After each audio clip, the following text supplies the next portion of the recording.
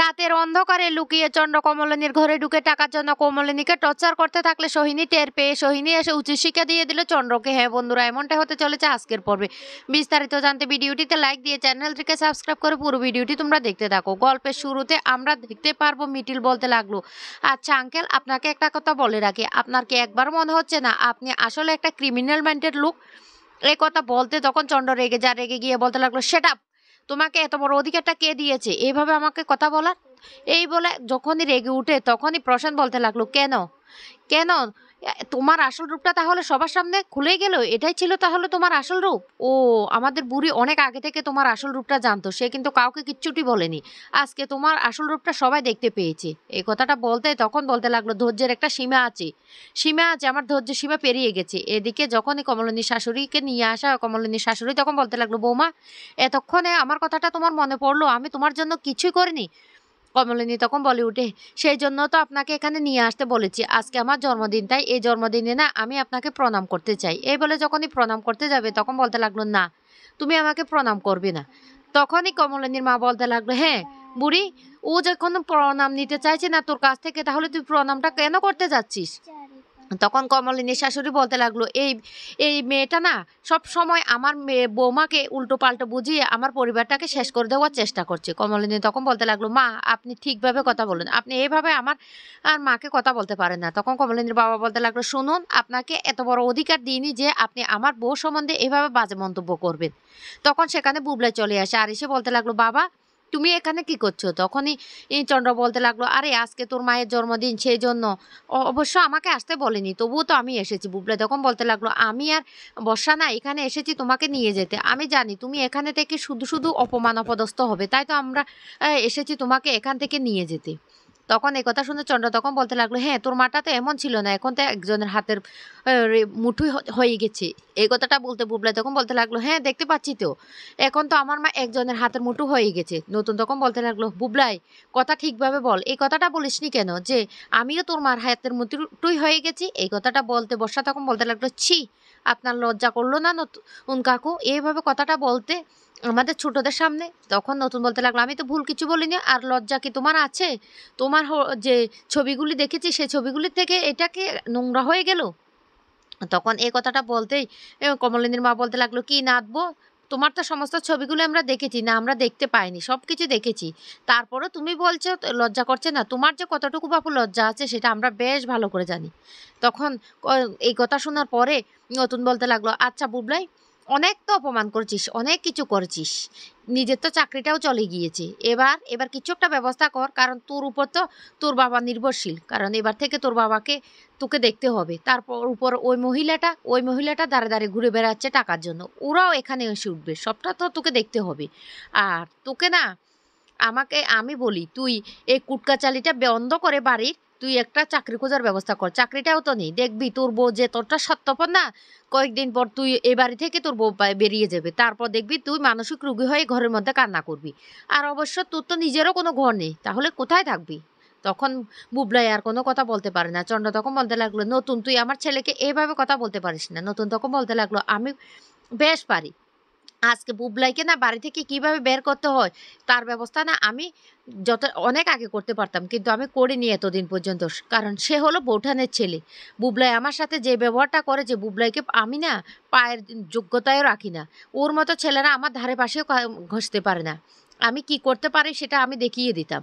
আমি না ওকে টেনে নিয়ে পুলিশের হাতে তুলে দিতাম, আর ওর শাস্তিটা কতটুকু হতো সেটা বুঝতে পারতে। তখন কমলিনীর শাশুড়ি হঠাৎ করে বলে উঠে, তাহলে তো আমাকেও ঘাট ধাক্কা দিয়ে বের করে দিবে, আমারও তো এটা বাড়ি না। কমলিনী তখন বলতে লাগলো, না মা, আমি এতটা অদম হইনি যে আপনাকে এই বাড়ি থেকে বের করে দেব।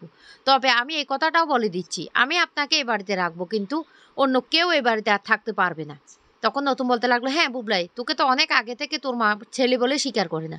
তখনই সেখানে চলে আসে সোহিনী আর সোহিনীর মেয়ে। সোহিনী এসে বলতে লাগলো, চন্দ্র তখন বলতে লাগলো, তোমরা তোমরা আবারও এখানে চলে এসেছো? সোহিনী তখন বলতে লাগলো, হ্যাঁ চলে এসেছি, তবে একদম যে চিরদিনের জন্য চলে এসেছি, যতদিন পর্যন্ত তুমি এখানে থাকবে আমরাও কিন্তু এখানেই থাকবো। এ কথা বলতে চন্দ্র তখন বলতে লাগলো, ও মা ওদেরকে ঘাত ধাক্কা দিয়ে বের করে দাও না, ওরা আবার এই বাড়িতে কেন এসেছে? এমনিতে আমাদের সংসারে এমন একটা ঝামেলা, তখন কমলিনী বলতে লাগলো, ওদেরকে কেন ঘাড় ধাক্কা দিয়ে বের করতে হবে? ওদেরকে যদি ঘাড় ধাক্কা দিয়ে বের করতে হয় না, তাহলে তো সাথে তোমাকেও বের করতে হয়, কারণ ওরা যে সূত্র ধরে এসেছে তাতে তো তুমিও পড়ো, তাই তোমাকে এই বাড়ি থেকে বের করে দিলে ওরাও এখান থেকে চলে যাবে। কমলিনীর শাশুড়ি তখন বলতে লাগলো, বৌমা তুমি আমার ছেলেকে কি বলছো? আমার ছেলেকে ঘাড় ধাক্কা দিয়ে বের করে দেবে? তখন এই কথা বলার সাথে সাথে কমলিনী বলতে লাগলো, হ্যাঁ, আমি তো আপনার ছেলেকে স্বীকারই করি না। সোহিনী তখন বলে উঠে, আমরা এসে কাউকে দেখতে পাচ্ছি না, তারপর শুনলাম কমলিনী দেবী আপনার নাকি জন্মদিন, হ্যাপি বার্থডে কমলিনী দেবী। তখন কমলিনী আর কোনো কথাই বলে না। সোহিনী তখন বলতে লাগলো, বিশ্বাস করুন, আমাকে ক্ষমা করে দেবেন, আমি কি করব? আমি আমার মেয়েটাকে নিয়ে এখানে আসতে বাধ্য হলাম। আমি যদি আজকে একা থাকতাম তাহলে আমি আসতাম না। আজকে আমি আমার এই মেয়েটাকে নিয়ে কোথায় যাব? ও যেহেতু আমার মেয়েটাকে দেখাশোনার দায়িত্ব নিয়েছে, তাই ওকে দেখতে হবে। আর আমাদের একার ইচ্ছে তো মেয়েটা পৃথিবীতে আসেনি, দুজনের ইচ্ছে এসেছে, তাই ওকে নিতে হবে। দরকার পড়লে আমি যেখানে যেতে হয় সেখানে যাব। এই কথাটা বলতে তখন কমলিনী খুব খুশি হয়ে যায়। আর এদিকে চন্দ্র তখন বলতে লাগলো, আমি আমি কেন তোমাদের দেখাশোনা করব? সোহালি তখন বলতে লাগলো, শুনো বাবা, আমার না তোমাকে ভাবি বলে ডাকতেও অনেক ঘৃণা হচ্ছে। আমি তোমার টাকা নিতাম না। আজকে যদি আমার কোনো একটা কাজ থাকতো, আমি এখন নিচ্ছি বাধ্য হই, তবে আমি একদিন তোমার সমস্ত টাকা আমি ফিরিয়ে দেব। তোমাকে আমার ভাবি বলতে ঘৃণা হচ্ছে। কমলিনী এই কথা শোনার সাথে সাথে তখন সোহিনী বলে উঠে, মা তুই কিছু বলবি না, তুই চুপ কর, যা বলার আমি বলবো।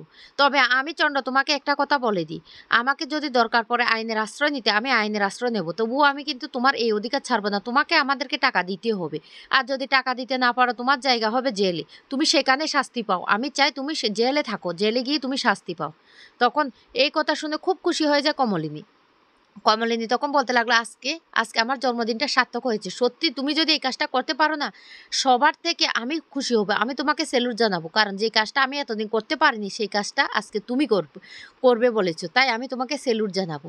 তখন সোহিনী বলতে লাগলো, শুনো চন্দ্র, আমি তোমাকে স্পষ্ট জানিয়ে দিচ্ছি, তোমাকে আমার আর আমার মেয়ের ভরণ পোষণ দিতে হবে, না হলে কিন্তু আমি আদালতে ভরণ পোষণের মামলা করব। তারপর কি করবে আমি বুঝতে পারছি না।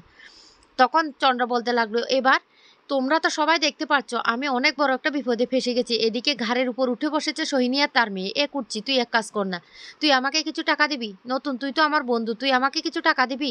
ওদেরকে তো আমার ঘাট থেকে নামাতে হবে। দেখতে পাচ্ছিস না আমি কত বড় একটা বিপদে ফেসে গেছি, দিবি টাকা তোরা? তখন এ কথা শুনে নতুন বলতে লাগলো, না, আমরা তোকে টাকা দিতে যাব কেন? কেন টাকা দিতে যাব?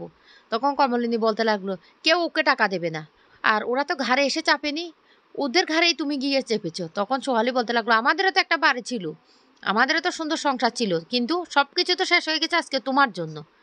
এই কথা বলার পরে যে যার যার মতো করে ঘরে চলে যায়। এদিকে রাতের বেলায় চন্দ্র তার মাকে নিয়ে লুকিয়ে চলে আসে কমলিনীর ঘরে, আর এসে বলতে লাগলো, বৌমা, আমি না তোমার সাথে কিছু কথা বলতে এসেছি। তখন কমলিনী বলতে লাগলো, কি কথা? কি কথা বলতে এসেছেন আমার সাথে? তখন বলতে লাগলো, তুমি না বড্ড চ্যাটেং চ্যাটেং কথা বলো, মেয়ে মানুষ হয়ে জন্মেছ, এত চ্যাটেং চ্যাটেং কথা ভালো না। তখন কমলিনী বলতে লাগলো, ও মেয়ে মানুষ হয়ে জন্মেছি, তাই মেয়ে মানুষের উপর যত রকমের টর্চার করা যায়, যত রকমের নির্যাতন করা যায়, সব কিছু মুখ বুঝে সহ্য করবো, সেটা তো মা হতে পারে না। তবে আসল কথাটা বলুন, আপনারা কেন এই ঘরে এসেছেন বলুন। চন্দ্র তখন বলতে লাগলো, আচ্ছা কমলিনী, তোমাকে আমি একটা কথা বলি, তুমি এখনো কিন্তু আইনত আমার স্ত্রী, আর আমি একটা বড় বিপদে পড়েছি, তাই বাধ্য হয়ে আমি তোমার ঘরে এসেছি। তখন বলতে লাগলো, এত কথা না বলে সোজাসাপটা বলো, কেন এসেছো সেটাই আমাকে বলো। তখন বলতে লাগলো, আমি সেটাই তোমাকে বলার জন্য এখানে এসেছি। আমি যেহেতু অনেক একটা বড় বিপদে ফেসে গেছি, আমার হাতে কোনো টাকা পয়সা নেই, সেই জন্য আমি তোমাকে এই কথাটা বলতে এসেছি। তখন সেখানে চলে এসে কুর্চি এসে বলতে লাগলো, দাদা ভাই, তোরা এই ঘরে কী করছিস? কমলিনী তখন বলতে লাগলো, শুন, তুই এখান থেকে চলে যা, এটা আমাদের পারিবারিক কথা, আমরা নিজেদের মধ্যেই আমরা বোঝাপড়া করে নেব। তখনই কুর্চি বলতে লাগলো, আমি তো ছোট বাচ্চা নই, আমি অ্যাডাল্ট, যা বলার আমার সামনে বলো। তখন চন্দ্র বলতে লাগলো, আমার না বড্ড টাকার দরকার, তাই আমি কমলিনীকে বলতে এসেছি কমলিনী যেন বাড়িটা আমার নামে লিখে দে। তখন এই কথা শুনে কুচি বলতে লাগলো, অসম্ভব বৌদিভাই, তুমি এই কাজটা করবে না।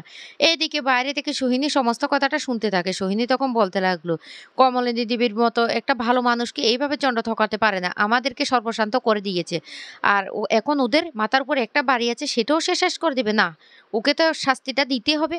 চন্দ্র তখন বলতে লাগলো, শুনো কমলিনী, তুমি যদি সোজা আঙ্গুলে কাজ না করো আঙ্গুল, তাহলে আমাকে বাঁকাতে হবে, তোমাকে এই বাড়িটা আমাকে লিখে দিতে হবে। তখন এই কথা শুনে কমলিনী বলতে লাগলো, অসম্ভব, আমি কিছুতে তোমাকে এই বাড়ি লিখে দিতে পারবো না। তখন সোহিনী সেখানে চলে আসে, আর এসে বলতে লাগলো, চন্দ্র, তুমি যে কাজটা করছো অন্যায় করছো, তুমি আমাদের সাথে যেটা করছো এখন কমলিনী দেবীর সাথে সেটা করতে